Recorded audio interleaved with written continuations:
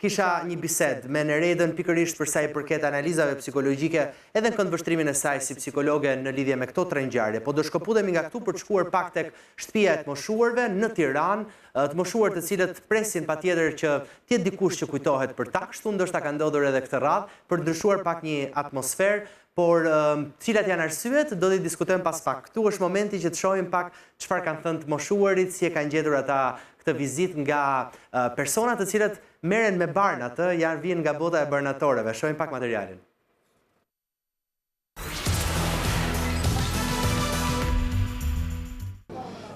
Më mirë se sa në shtëpi tonë. Si vendoset të bëhesh pjesë? Pse vendoset të vish këtu?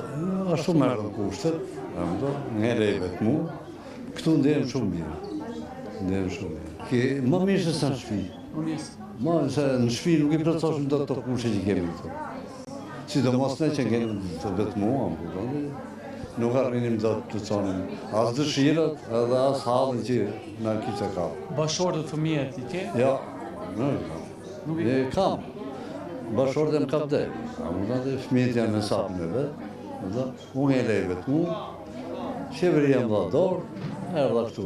E ndje vetën shumë të kënaqur. Këtu në këtë shtëpi, në Tiranë, me fjalë kam një vit që kam marrë, se 2 vjet që është në firë, se s'kishte vend këtu, ne jetë aty, te sa veni këtu, erdha këtu në Tiranë. Se Tirana është vendi tim, i lindjes, i jetesës, i gjitha. Si përfundove në shtëpinë e moshuarve? Ngele vetëm, vendose vetmia. Vetmia. Po. I ke fëmijët bashortë? Kam 2 fëmijë, kam në emigracion në Greqi. Bile të dilën, kom në takim me gocën e madhe ka ardhur, i lënë të takojmë. Kam komunikim me to. E ndjen mungesën e tyre? Sigurisht. Po të paktën telefoni bën punë vetë. Çfarë të mungon më shumë nga familja, apo atë që ke gjetu, se ke gjetë në familje? Tashi, familja është së zëvendësohet me asnjë gjë tjetër, kupton apo jo? Megjithatë, edhe këtu, unë me thënë drejtën jam shumë i kënaqur. Çdo gjë është në rregull. Nga shërbimi, nga pasërtia, nga ushqimi, nga të gjitha. Jam jashtëzakonisht i kënaqur.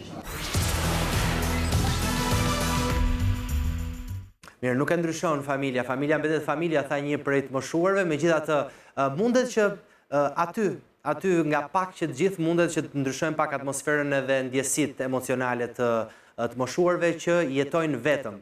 Arsyet janë të shumta, më shumë se sa ne, ndoshta janë ata cilët i kanë vizituar, kështu që do kem bisedë Dëfrim Gomën, presidenti i urdhrit të farmacistëve, mirë se vjen kënaqësi.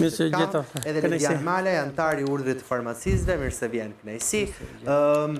Pse morët këtë iniciativë tani për të takuar? Jo se duhet ketë një arsye, po për të pyetur pak më shumë. Për çfarë keni fjalën tani? Në këto ditë për t'i vizituar edhe të moshuar. Sot është dita botërore e farmacistëve, është ditë e shpallur nga Federata Ndërkombëtare e Farmacistëve para shumë vitesh. Pra 25 shtator është dita botërore e farmacistëve, ku festohet nga miliona farmacistë në gjithë botën, dhe është një ditë që simbolizon rolin dhe rëndësinë që kanë farmacistët në kujdesin shëndetësor ndaj pacientëve dhe ndaj qytetarëve. Tema e këtij viti e shpallur nga Federata Ndërkombëtare e Farmacistëve ishte mendo shëndet, mendo farmacist. Pra, për çfarë do lloj problemi shëndetësor që... Kështu duhet ta bëjmë, ne? Mendojmë shëndetshëm, mendojmë edhe farmacin. Jo, mendo shëndet, mendo farmacist, do me thënë që... Mendo shëndetshëm, vrapo! Mendo shëndet, mendo farmacist, do të thotë që nëse ke probleme të çdo lloji shëndetësor, ti drejtohu tek farmacisti, sepse gjithmonë do gjesh një profesionist të aftë, të devotshëm, të përkushtuar, të disponueshëm gjatë gjithë kohës, sepse farmacisti... Do të gjithmonë kështu dhe fakt? Absolutisht që po. Vërtet?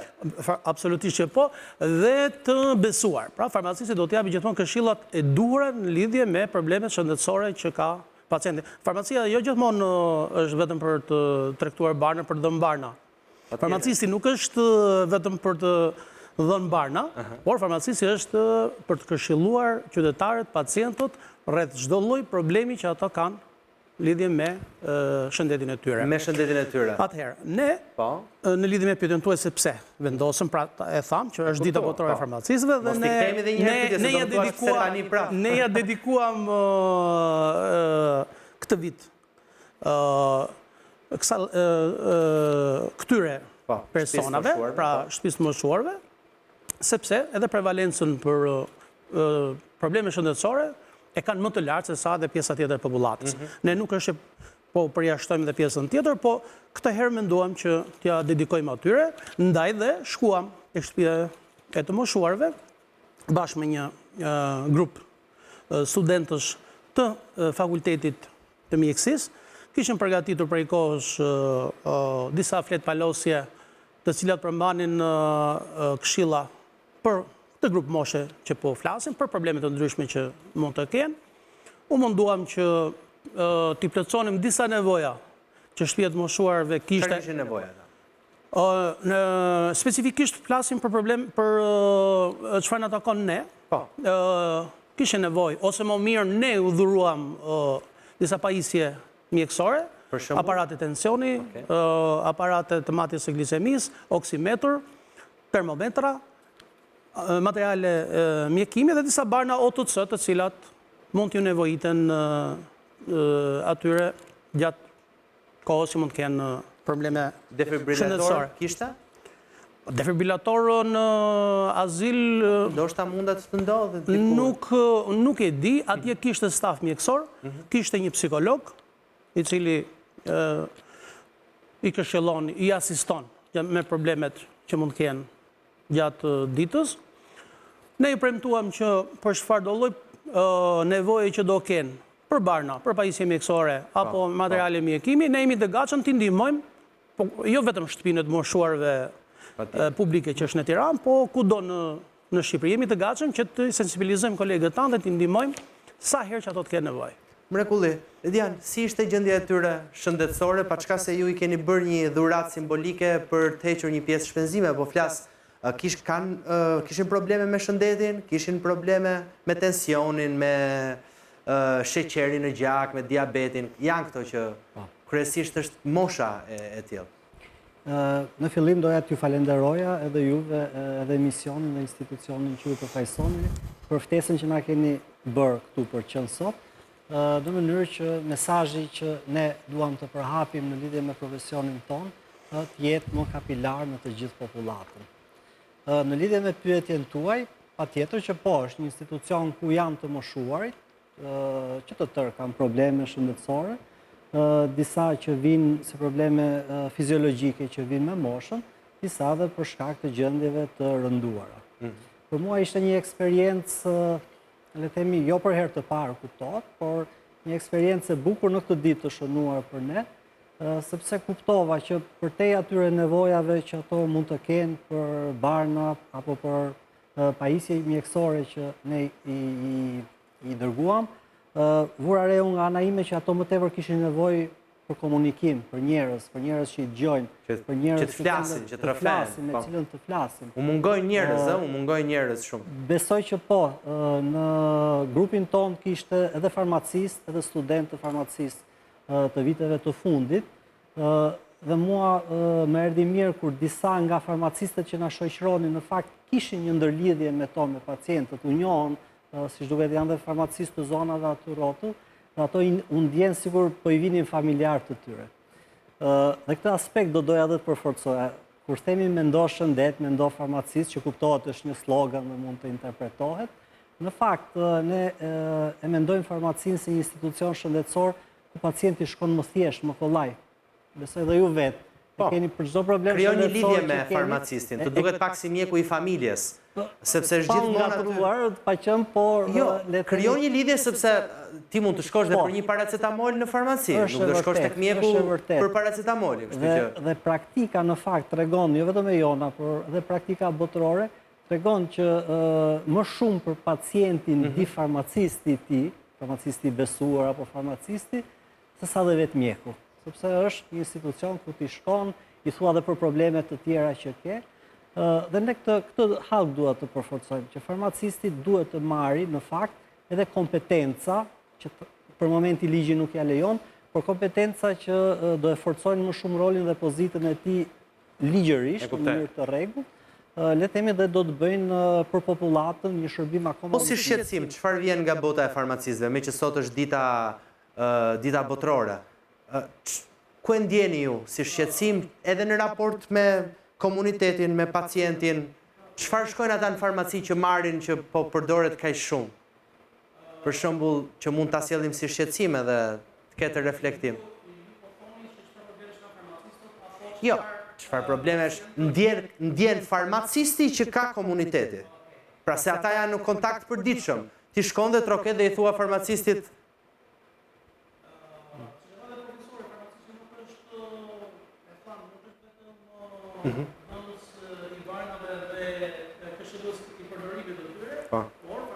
Mirë. Do më duhet që të flas me Ledianin se duhet të rregulloj pak mikrofonin. Ka një probleme me audion. Po. Do më japësh një mendim gjithashtu në këtë rast. Ka një problem në komunitet e cila vjen nga bota e barnave edhe farmacisti e ndjen që ka shqetësim për shkakun, kam dëgjuar që po përdoren shumë barna të cilët janë të lidhura me shëndetin mendor. Dhe kjo në një farë forme mund të jetë shqetësuese për komunitetin. Për shembull, për sëmundje seksualisht të transmetueshme, e kanë më problem të shkojnë pacientit tek farmacisti, pra në këtë ditën botërore të nxjerrim edhe disa probleme që i ka komuniteti në raport me barnat.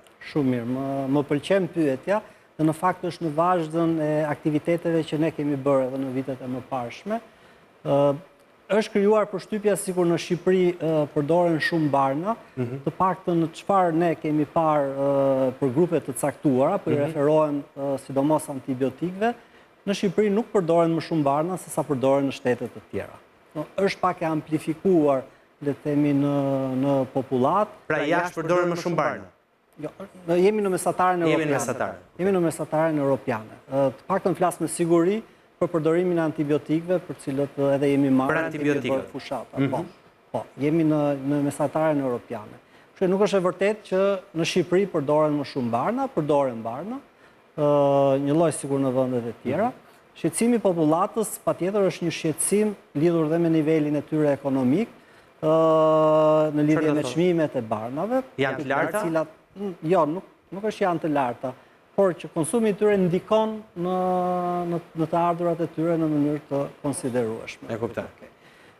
Pra është kosto e lartë. Tani këtu, kjo pastaj është një gjë që...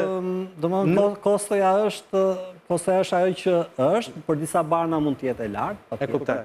Për disa tjera duhet që të përballohen. Që kam edhe një fjalë, kam një fjalë në fakt të psikologut të shtëpisë të të moshuarve, i cili edhe ai ka ndarë pak nga mendimi i tij në lidhje me këtë ngjarje dhe për ndihmën psikologjike që ju jepet të moshuarve dhe direkt do rikthehem për të vazhduar edhe pak bisedë që na ka mbetur.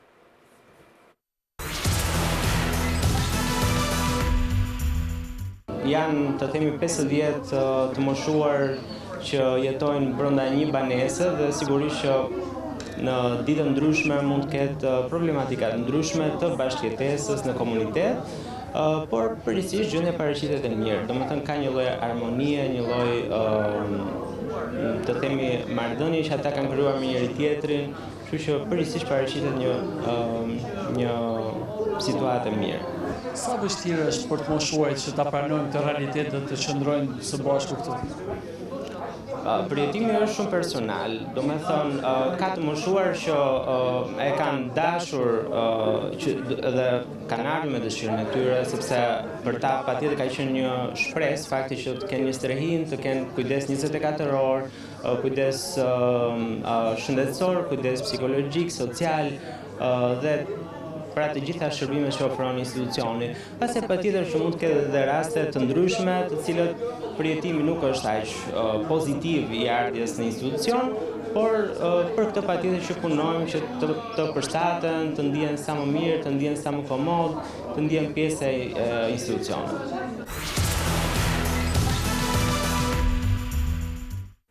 Mirë, ka nevojë patjetër që të ketë edhe një monitorim psikologjik nga ata të cilët punojnë në institucionin e shtëpisë të moshuarve, po vazhdojmë të ndalemi tek dita botërore e farmacistit për sigurisht për sjellë edhe shqetësimet dëfrimit ja sollën fjalën se ja shkëputëm për pak sekondë.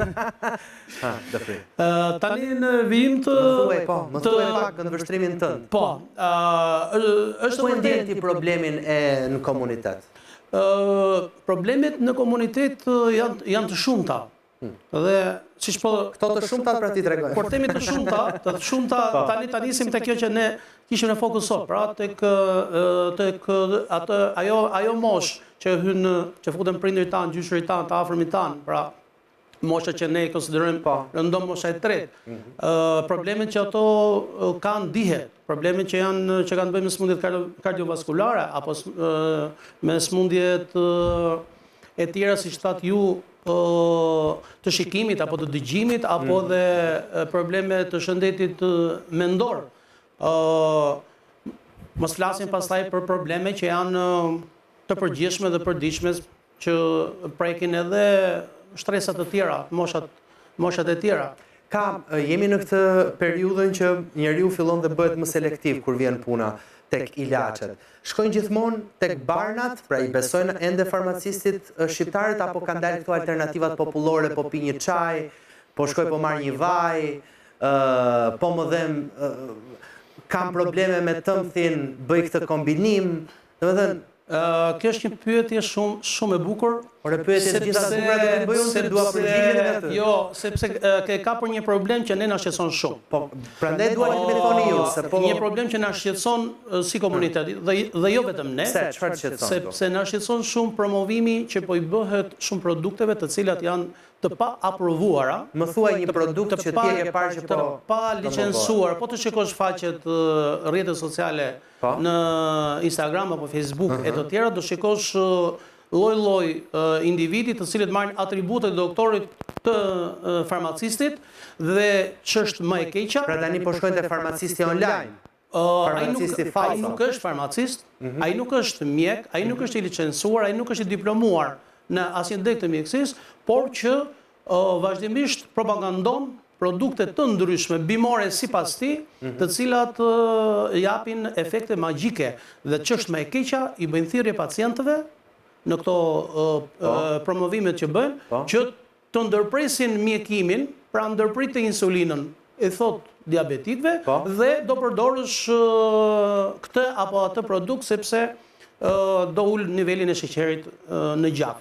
Ky është në fakt edhe një problem ligjor. E kuptoj po. Ka raste përse ligjit, se ligji pastaj do kemi mundësi ta diskutojmë. Ka raste sepse ne shikojmë, unë kam kontrolluar vetë faqet në online të tyre dhe mund t'ja vë në dispozicion më pas, ku persona të ndryshëm të cilët në fakt edhe për shkak të një edukate jo edhe shkapse ta ketë qytetari të duhur mbi problemet e veta shëndetësore, shfrytëzojnë pra edhe këtë mungesë informacioni që kanë qytetarët dhe i manipulojnë ata duke u vënë produkteve. Cili ka qenë rasti më i rëndë që ti ke vënë re që është promovuar në rrjetet sociale për të shmangur mjeku dhe farmacistë? Para pak ditësh kam parë një rast ku një person që fatkeqësisht ka marrë një farfame në fakt në Shqipëri në lidhje me prodhimin dhe shpërndarjen e produkteve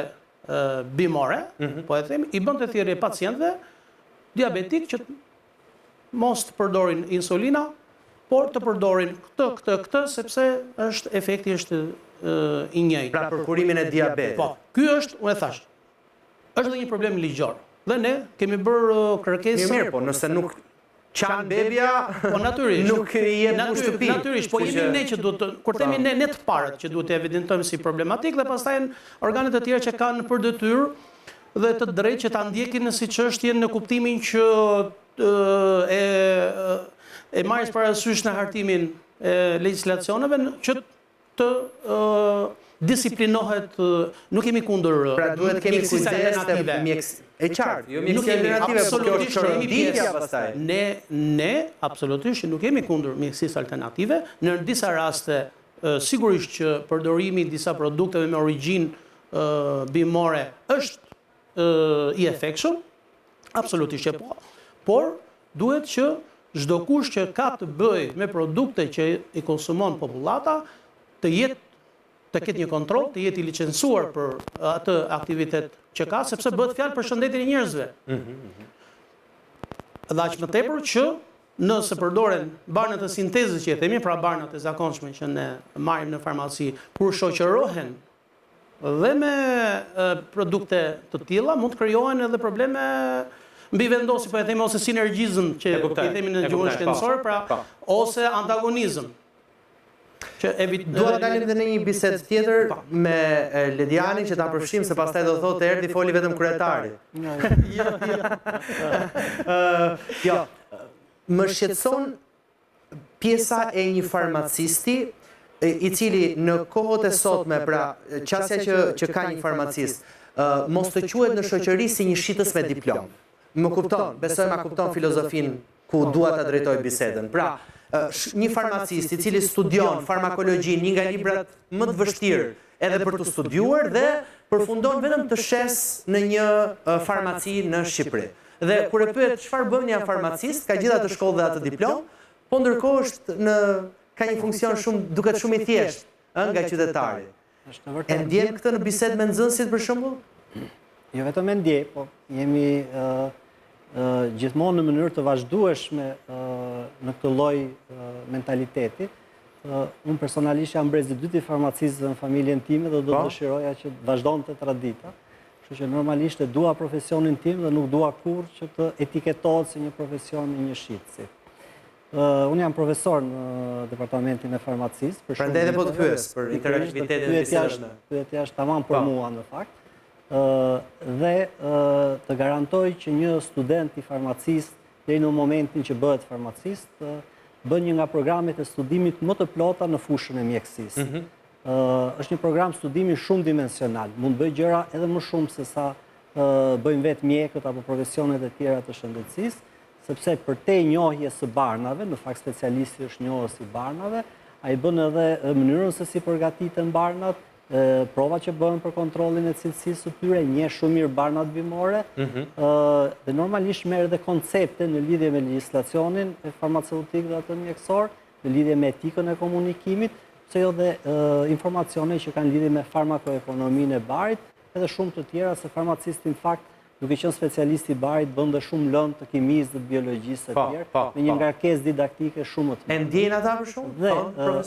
Dhe në vazhdim të pyetjes tuaj, mbas një dege kaq të vështirë, mbas një shkolle kaq të vështirë, të tëra njohuritë që ai ka, duket sikur thjesht të zohen në artin e shitjes. Në fakt, arti i farmacisë është shumë më tepër, sepse në momentin që pacienti shkon me recetë apo pa recetë, të kërkon një bar që jepet pa recetë, farmacisti kur jep atë kutin, i jep ato 5 vitet e universitetit dijet, dhe normalisht komunikon me të dhe në lidhje me problematikat që ai mund të ketë, në mënyrën e dhënies së barit, me papajtueshmëri që mund të ketë në mjekim me barna të tjera që merr ndërkohë e tjerë. Kështu që është shumë e thjeshtë ta quash farmacistin shitës me shkollë të lartë, siç thonë, dhe normalisht nuk është e vërtetë. Nuk është absolutisht e vërtetë. Çfarë mund bëhet për këtë? Mund bëhet ajo që ne sensibilizojmë dhe kërkojmë edhe sot. Shtimi i kompetenca, futja e farmacistit në grupe pune, në borde në të cilat diskutohet për barin, për shëndetin e tjerë, në mënyrë që t'i jepet roli që i takon në fakt ndër të tëra profesionet e shëndetësisë. Nuk është një rrugtim i lehtë. E zgjedhin më të rinj për të studiuar farmacinë?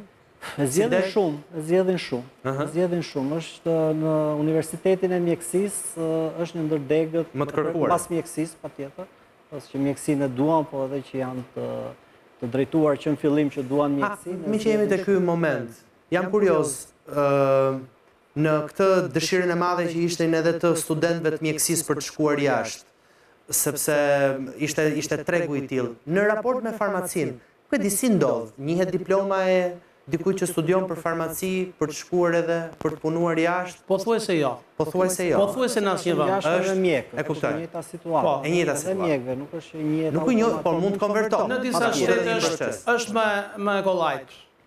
Të njëjtë në disa shtete është shumë e vështirë, varet nga politikat që ka çdo shtet Mendojnë që është kjo e rëndësishme për ta mbajtur farmacistin në Shqipëri për të mos dashur jashtë? Farmacistit ikin nga Shqipëria, nuk është se nuk ikin, jo në numrin që largohen mjekët sigurisht, por largohen. Çfarë bëjnë kur shkojnë jashtë? Po shkojnë në fillim sigurisht që punojnë në farmacinë në pozicionin e ndihmësit. Në farmacinë dhe më pas me ekuivalentimin e diplomës dhe të provimeve që japin, fitojnë dhe statusin e farmacistit. Për farmacistët është më vështirë në fakt gjetja e një vendi pune në vendet perëndimore. Për shkak kërkesave politikave që kanë ato për të mbrojtë farmacit dhe farmacistët e tyre. Është kryesisht Doja se këtu do shtoja jo vetëm, se ka lidhje me pyetjen e mëparshme. pra, në një moment jo dakord. Po. Jo është jemi komplementar. Shiko çfarë ndodh. Mjeku bën diagnozën, përshkruan recetën dhe receta i shkon farmacistit. E kuptoj. Ama barin përfundim ja jep farmacisti pacientit. Nuk është kaq i parëndësishëm. Nuk është kaq, po jo, i parëndësishëm nuk është ai, absolutisht. Kështu që të paktën në biseda që kemi patur ne edhe me president të urdhrave të shteteve të zhvilluara, ku shkojnë dhe emigrojnë apo shkojnë të punojnë farmacistët tanë, edhe ato na përmendin shumë i rëndësishëm farmacisti.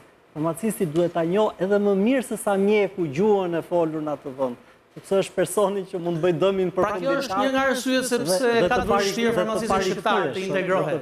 E ka të vështirë. E ka të vështirë, e ka shumë të vështirë.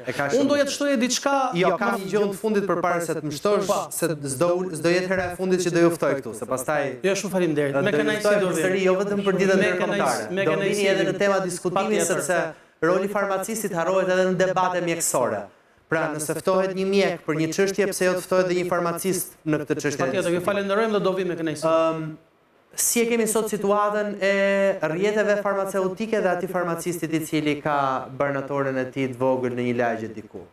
E ka vrarë pa këtë? Sigurisht që Nuk është pyetje lehtë, po do më japësh një përgjigje. Jo, unë jam shumë i qetë do mund ta jap përgjigjen e duhur, sepse nuk është se prek interesin e askujt, pra nuk cënoj. Sigurisht. Po duhet ta sqarojmë. Çështja e rrjeteve në Shqipëri nuk është një çështje dëshire, apo mos dëshire nga një institucion apo jo, është një çështje ligjore, përderisa ligji i banave dhe i shërbimit farmaceutik dhe ligji i licencimit i lejon ekzistencën e rrjeteve, sigurisht që nuk betet gjë tjetër veç se të urojmë që ata të zbatojnë me rigorozitet dispozitat ligjore, të ushtrojnë aktivitetin e tyre bazuar në konkurrencë të ndershme dhe farmacistët pa ushtrojnë profesionin sipas kodit etikës deontologjike dhe kjo është ajo çfarë ne duam nga të gjithë në fakt. Mirë. A mund ta shtoj çfarë kisha ndërmend? Patjetër. Okej. Unë doja të shtoja. Jo, më mbylli mikrofon. Po mikrofonin. Ja, shaka. Më mbyllte para materialit. Jo, është një temë shumë sensitive çështja e rolit farmacistit që ju thatë që farmacistët sot rëndon disa e konsiderojnë akoma shitës me diplom. Kështu e komentojnë edhe piktorin, si bojaxhi me diplom. Ne duam ta shkëpusim pak nga pak, nuk është e kollajt. As në vendet e tjera perëndimore nuk ka qenë lehtë. Ne duam ta shkëpusim nga ky mentalitet farmacinë dhe farmacistin dhe duam të japim një rol më të rëndësishëm qoftë në farmaci, por ne duam që në farmaci të shtojmë shërbimet që kryen. Sot me ligj lejohet vetëm matje peshe, matje tensioni dhe matje glisemia. Ne duam që të shtojmë dhe shërbimet e tjera, të shtojmë vaksinimin të kryet në farmaci, sepse ndikon shumë në parandalimin. Vaksinimi të bëhet nga farmaci. Vaksinimi të bëhet në farmaci. Ne jemi shumë mbrapa në këtë pikë. E kuptoj. E zgjerojmë një ditë tjetër dhe flasim se pastaj do thonë e more dëfërimin e mbajtë më gjatë nga të gjithë. Po, edhe ata që do vinë më pas. Dakor. Faleminderit shumë. E konsiderojmë dhe kështu. Faleminderit edhe mbar ju, po edhe për iniciativën që patën në këtë ditë të rëndësishme botërore të farmacistit. Shumë faleminderit. Do kaloj pas pak tek një diskutim i cili lidhet fort me situatën ndërkombëtare, me gjeopolitikën, çfarë vjen sigurisht përtej tokës shqiptare, përtej Kosovës, po do të fus edhe në bisedë Kosovën sepse edhe aty ka pasur ngjarje të rëndësishme që dua që të diskutoj me Xhavit Shalën si ekspert i sigurisë. Po pak minuta publicitet, ndërkohë që mirëpresë të ftuarin.